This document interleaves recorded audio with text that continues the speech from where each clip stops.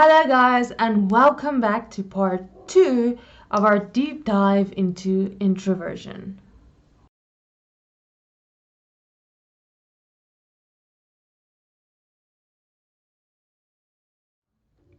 Okay, so last time we started looking at an article that kind of looked in depth into what introversion is.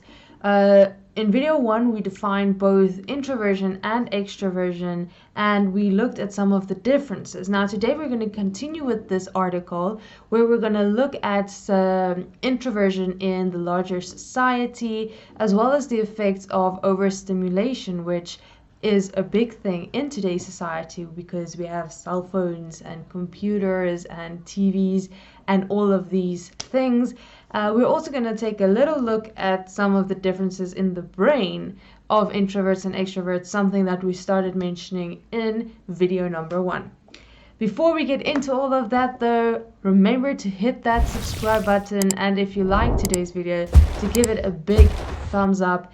And you can always feel free to comment any of your thoughts about what we discuss here today, or even your own opinion or your own experiences as either an introvert or an extrovert in today's society. So video 1 is linked down below if you want to go check that out first, as well as the article that we are covering. Today we are continuing where we left off in video 1, so we're doing the second part of the article. Let's jump into it.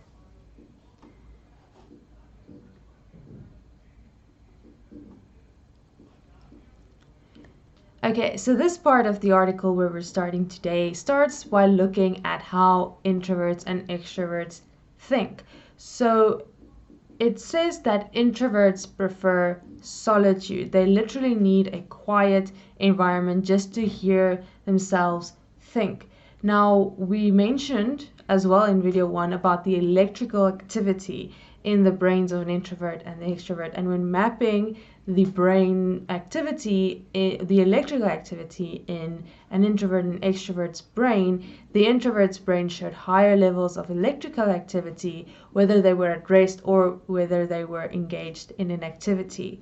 This leads us to believe that the internal stimulation or the internal cortical arousal of the brain of an introvert is already enough for them to be engaged in activity. So their stimuli come from inside, not from the outside, which means that if they have this extreme amount of internal stimulation and you add an obscene amount of external stimulation to that, it can become overwhelming to the point where you just stop functioning. It's like you can't think. So that's why it says introverts need quiet, they need solitude to help them think, because their stimulation comes from the inside, not from the outside like with extroverts.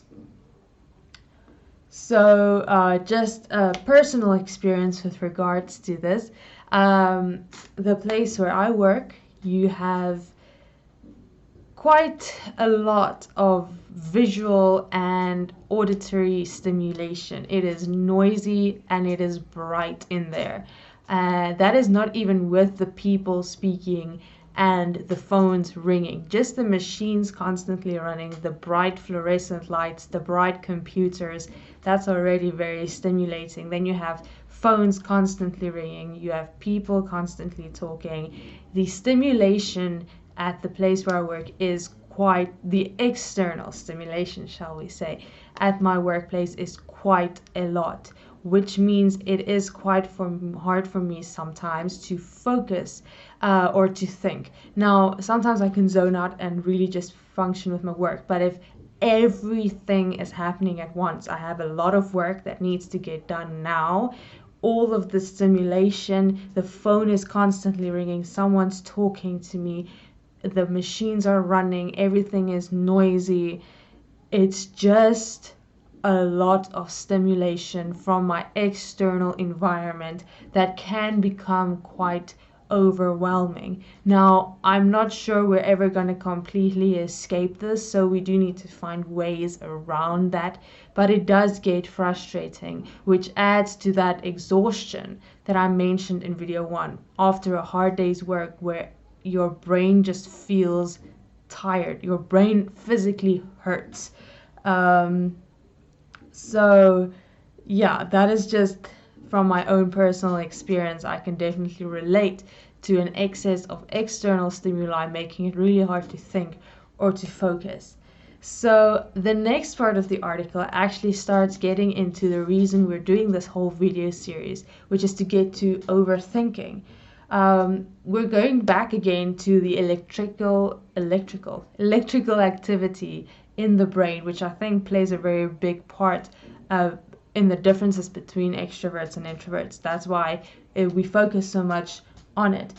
But there's another thing that plays a role, and that is cerebral blood flow. Now, I'm not a neuroscientist, okay, but what I can deduce from cerebral blood flow is basically the parts of your brain that receives more or less blood flow.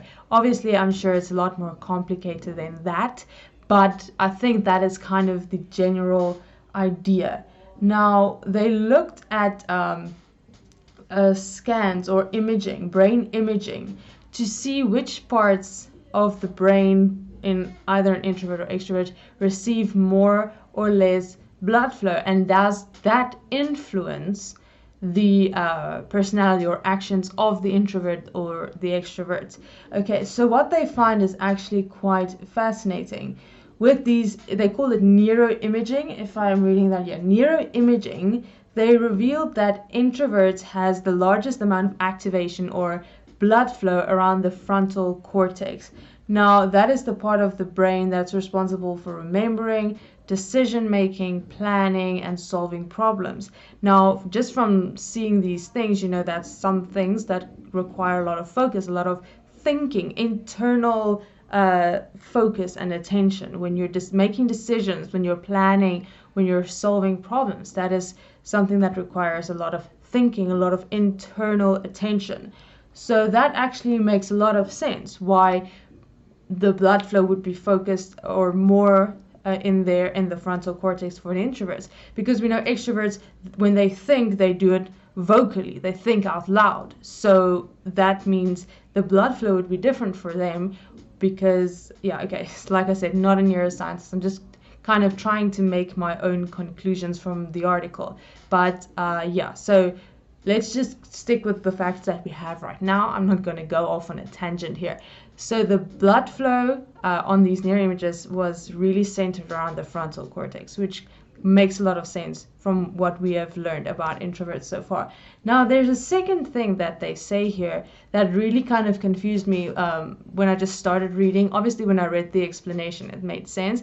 But when I started reading it, I was like, okay, this is a little weird, because what it says is that another part of the introvert's brain that receives a lot of blood flow is the Broca's area. Now, when I had neurophysiology in university, we learned obviously that Broca's area is responsible for spoken word or speech, which really confused me, because introverts are quiet, right? Like, not quiet in that way, but we do not speak as much because we are more internally focused.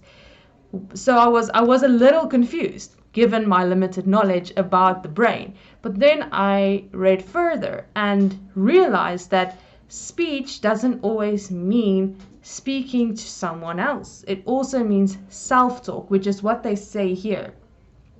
So the increased blood flow to Broca's area is more likely reflective of an introvert's tendency to self-talk. Okay, so even I can admit that I have had quite a lot of in-depth conversations with myself. Sometimes it really just helps you clear up things that are confusing you when you speak out loud, even just to yourself. Even as I'm speaking right now, technically I'm making a video that maybe people will watch, but I am still speaking kind of to myself, trying to put all the information into order. So the increased blood flow to Broca's area doesn't necessarily mean that in a social environment we're more talkative. It means that we self-talk a lot more. We talk to ourselves a lot more so that we can make sense of the information that is in our head.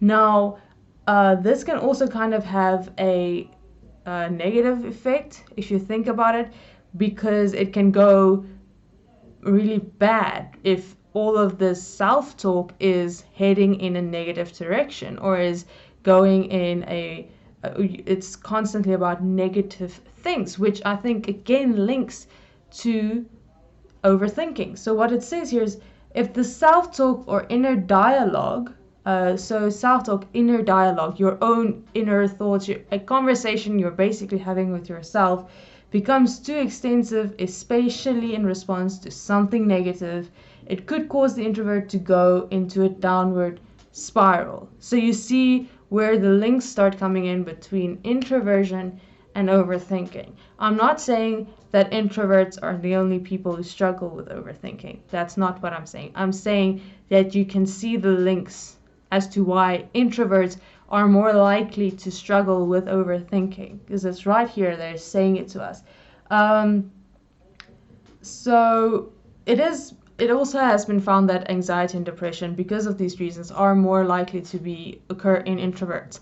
Obviously, again, introverts are not the only people who struggle with anxiety and depression, but they are more prone to struggle with it because of these reasons, because of the way their brain works, the electrical activity and the blood flow all kind of, they're wired this way. It's like I said, it's not just a personality trait, it is literally your brain. Okay, this is where it gets really interesting when it starts looking into the brain, because introverts also are a lot more self-critical than others, because they like to consider all the information when assessing something. That could be something like a topic, a subject learned in school, or it can be yourself, all the information that you have or you think you have about yourself, and then you become very critical and very self-critical because you want to analyze all of this information, and that is where it can get really, really bad. It's a what they call a depressive realism, because you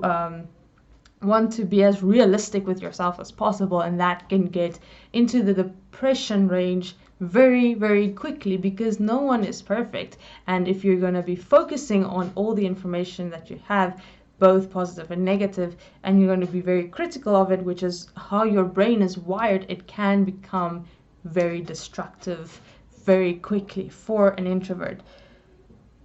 So looking back at the very first video, we started off by defining what an introvert is. Not the Google definition, the very detailed definition that we got. And in that definition, we spoke about something called dopamine, and how introverts and extroverts' brains actually react differently to dopamine. So obviously dopamine is quite a complex thing in the human body, which will take its own video series to explain, but I'm going to give a brief definition that I found here. It's a neurotransmitter made in your brain and plays a role as a reward center and in many body functions, including memory, movement, motivation, mood, attention, and more. Now I'm going to put a link in the description to a full article about dopamine if you're interested in learning exactly what it does, because there's obviously a lot more to it. Now, introverts and extroverts can be distinguished by differences in the sizes of brain structures responsible for sensitivity to rewards. The reason I'm looking at my computer screen is because this is obviously very scientific things. This is revolving around the brain, so I want to make sure that I'm accurate when I'm reading it. So let's just read that again. Introverts and extroverts can be distinguished by differences in the size of brain structures responsible for sensitivity to rewards, such as the medial orbitofrontal cortex, which codes the reward values of incoming stimuli. So there is a literal difference, and I've said this in video 1 and I've said this in video 2 already quite a couple of times. There is a literal difference in your brain as an introvert or an extrovert. The electrical activity that we spoke about, the blood flow. And now even certain structures in your brain are different and they react differently to dopamine and incoming stimuli and rewards.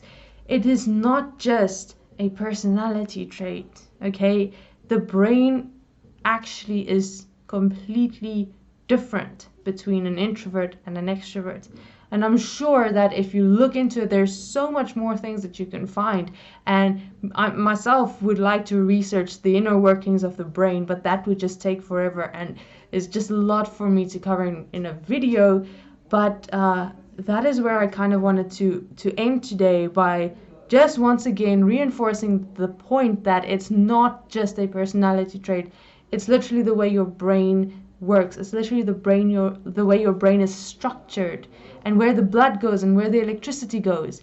And that is where I'm going to end today's video. And in the next video that we're going to do, we're going to start looking at overthinking, because I feel like we now have enough of a basic information or a basic understanding of introversion. And I wanted to cover introversion because, like we mentioned, they are more prone to depression, anxiety, and overthinking. I have said they're not the only ones who struggle with it, but they are more prone to it, which is why I just wanted to get kind of this background information before we actually start diving into what overthinking is, why introverts are more affected, which you can already see from what we just covered why they would be, and how can we start looking at overthinking and looking for solutions.